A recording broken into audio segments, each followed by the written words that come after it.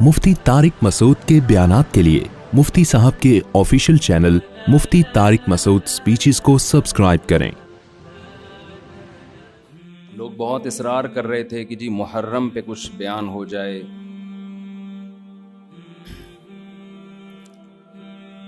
मुहर्रम में दो तरह के मौज़ूआत होते हैं, एक तो करबला के मौजू को बयान किया जाता है, उस पर मैं एक दफ़ा बयान चंद साल पहले कर चुका हूँ कि उसमें मुतदिल राय क्या है। कभी मौका मिला तो दोबारा बयान कर देंगे इंशाअल्लाह कि उससे हमें असबाब क्या मिलते हैं, उसमें सही बात क्या है, वाक़ये का सही पहलू क्या है। उसमें इफ़रात व तफरीद बहुत है, मुबालगा आरइयाँ बहुत हैं।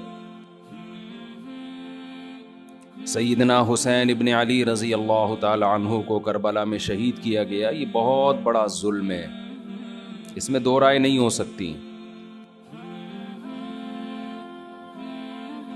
और बड़ी बात यह कि हुकूमत की सरपरस्ती में ये काम हुआ है, इसलिए ये बड़ा जुल्म है। जो इस्लामी हुकूमत थी, जो खिलाफत की दावेदार थी,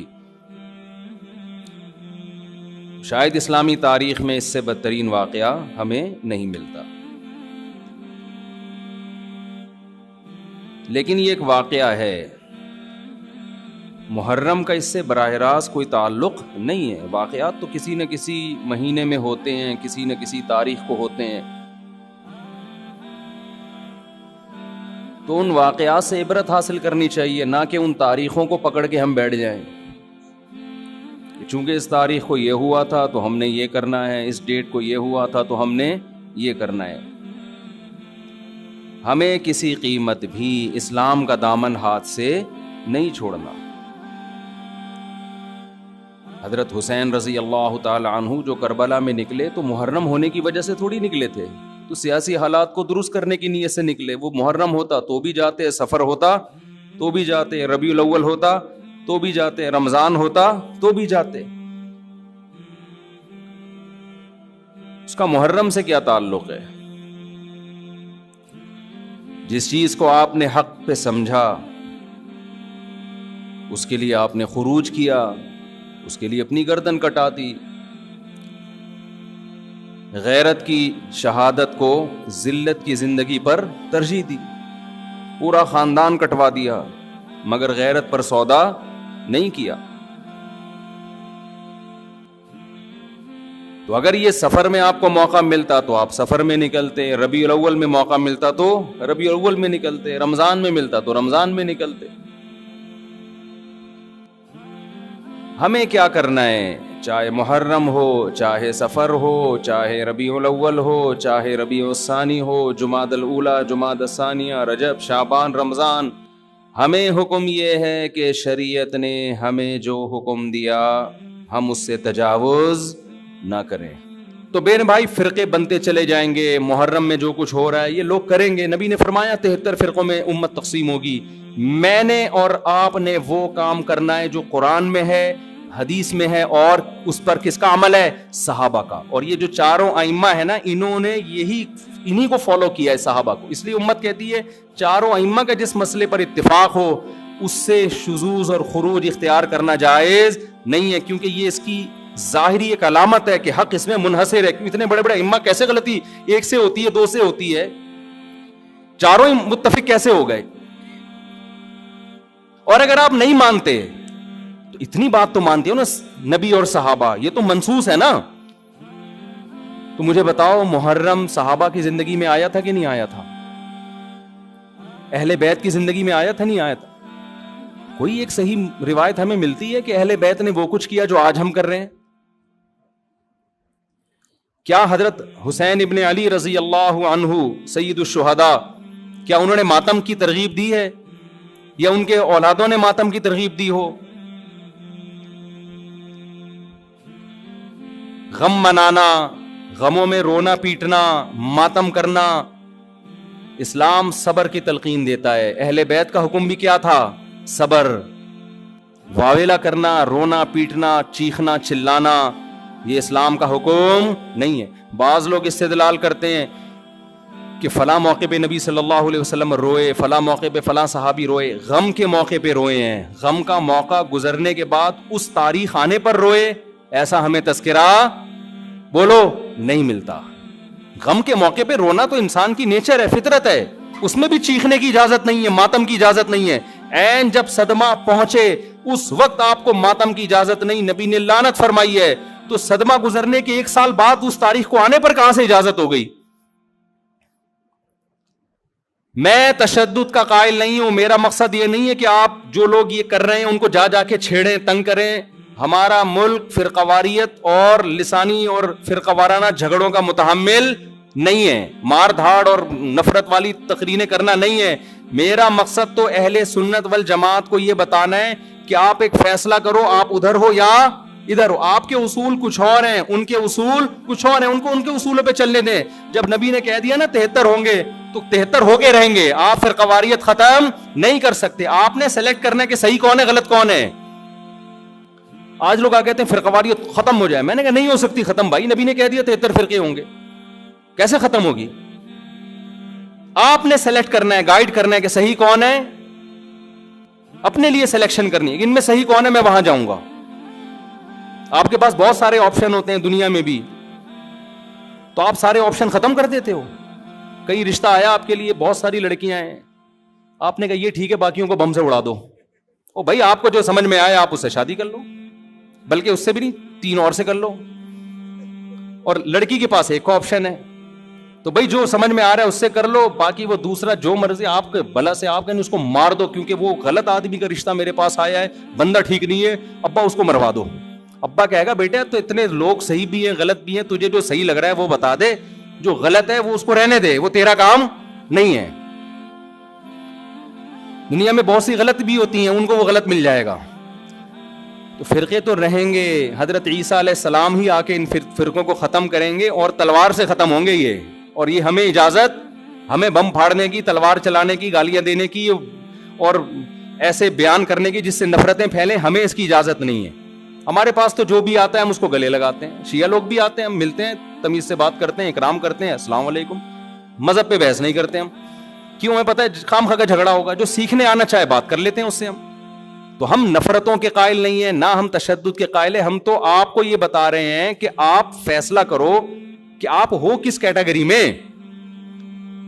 ہماری حدیث ہمیں یہ بتاتی ہے, ہمارے نبی ہمیں یہ بتاتے ہیں کہ ما انا علیہ واصحابی, جو میرے اور صحابہ کا طریقہ. ہمارے نبی پہ محرم بھی آیا, صحابہ پہ محرم بھی آیا, جو انہوں نے کیا ہم بھی وہی کریں گے. ہمارے نبی کی زندگی میں ربیع الاول آیا, صحابہ کی زندگی میں خلفائے راشدین کی زندگی میں آیا, جو انہوں نے کیا ہم بولو نا وہ کریں گے. انہوں نے کیا کیا؟ صبر کیا ہے. غم کے موقع پہ کیا کیا ہے؟ صبر کیا ہے. تو ہم بھی کیا کریں گے؟ صبر. یا ہمیں اجازت دی ہے قاتل سے قصاص لیں. حضرت حسین کے قاتل اگر آج ہمیں مل جائیں, ہم انشاءاللہ ان کو زندہ نہیں چھوڑیں گے. جب نہیں ہے ہمارے پاس, ہمارے دور میں نہیں ہے, تو اللہ سے ہم دعا کرتے اللہ ان سے انتقام لے قیامت کے دن. حضرت حسین کے خون کا بدلہ لے اللہ ان سے, اور لے گا, اللہ کیوں چھوڑے گا. لیکن اگر ہم نے اس حدود سے تجاوز کر کے ہم نے وہ کچھ کیا جو اللہ اس کے رسول کی منشا کے خلاف ہے, تو میرے بھائی جہاں قاتلوں سے سزا لی جائے گی, اللہ ہمیں بھی نہیں چھوڑے گا کہ یہ کون سی اہل بیت کی تعلیمات تھی جس پر تم عمل کر رہے ہو. سفید لباس اسلام میں پسندیدہ ہے, ٹھیک ہے, نبی نے ہر رنگ کا لباس پہنا ہے, پسند کس کو کیا؟ سفید. وہ محرم میں بھی پسندیدہ, وہ سفر میں بھی, وہ ربیع الاول میں. جیسے ہی رشتہ میسر ہو, اسلام حکم دیتا ہے نکاح میں تاخیر نہ کرو, چاہے محرم ہو. محرم ہے تو سفر تک ڈیلے نہ کریں, سفر میں رشتہ ملا تو ربیع الاول تک ڈیلے نہ کریں. ویسے بھی میرے بھائی جس نے 4 شادیاں کرنی ہوں گی وہ اگر ڈیلے کرنا شروع کر دے تو اس کی ہو گئی. پھر اسلام میں تو یہ کہ جلدی نکاح کرو. محرم میں بھی کریں, جو نہیں کر رہے ان کو چھوڑ دیں, اپنے ان کا فرقہ ہے, ان کا مسلک ہے, چھیڑے نہیں کسی کو, جا کے بحث نہ کریں. دفتروں میں بحثیں خامخواہ کی شروع ہو جاتی ہیں. آپ نے اپنے بارے میں فیصلہ کرنا میں کدھر ہوں, میں کدھر کھڑا ہوں. جو کالے کپڑے پہننے دیں, نہ ان پہ طنز کریں, نہ ان پہ ہوٹنگ کریں, یہ جائز نہیں ہے, اس سے نفرتیں پیدا ہوں گی. جو کر رہا ہے کرنے دو. آپ کے بچے جب پوچھیں ابو انہوں نے کالے کپڑے پہنے, بولیں بیٹا ان کا فرقہ ہے, ہم لوگ اس فرقے کے نہیں, ختم ہو گئی بات.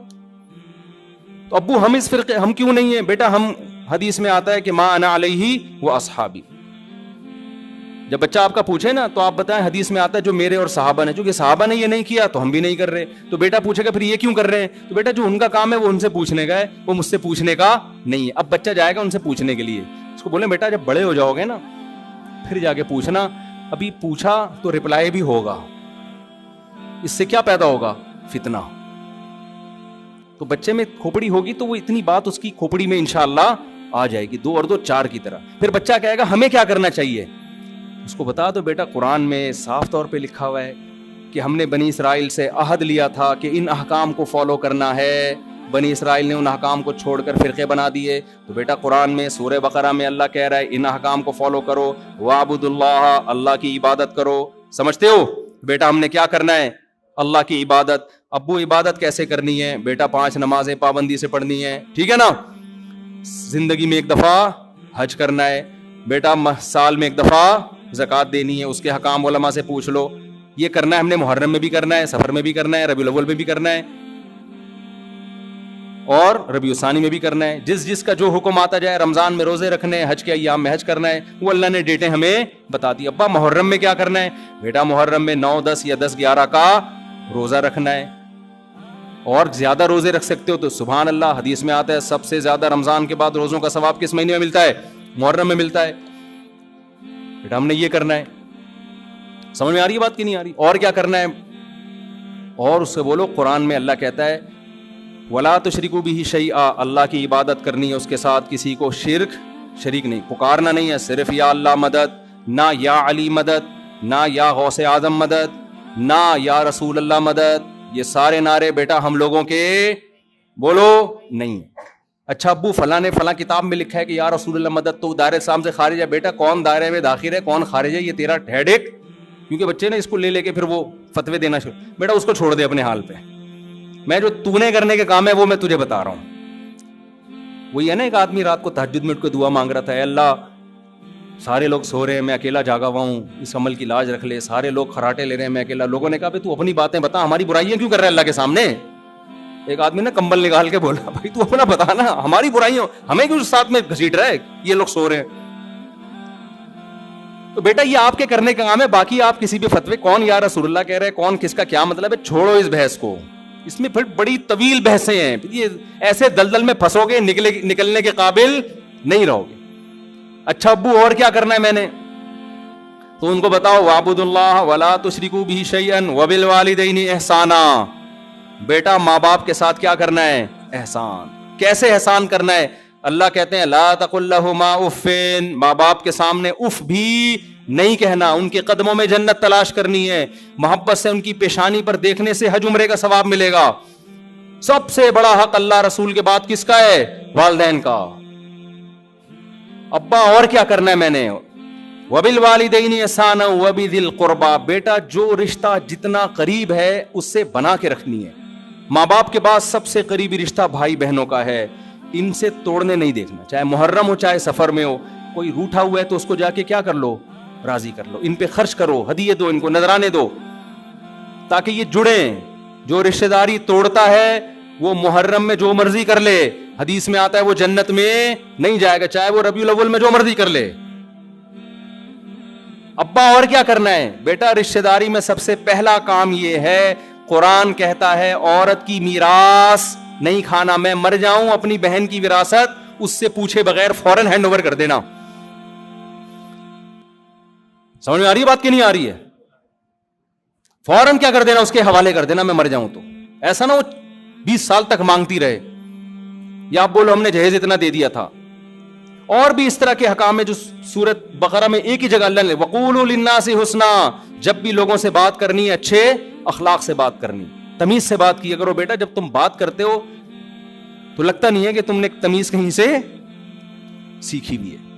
آہستہ آواز میں بات کیا کرو, دھیمے لہجے میں بات کیا کرو. یہ تو نہ کہیں تمیز سیکھی بھی نہیں ہے, پھر اور بدتمیز بن جائے گا. تو وَقُولُوا لِلنَّاسِ حُسْنًا وَأَقِیمُوا الصَّلَاةَ, نمازوں کو پابندی سے قائم کرو. یہ ہمارا اسلام ہے جو محرم میں بھی ہے, سفر میں بھی ہے, ربیع الاول میں بھی ہے. اس کے علاوہ جو کچھ ہے میرے بھائی وہ ہماری اپنی اختراعات ہیں, ایجادات ہیں, اس میں اللہ کی رضا شامل نہیں ہے. اللہ تعالی ہمیں سمجھنے کی, عمل کی توفیق عطا فرمائے.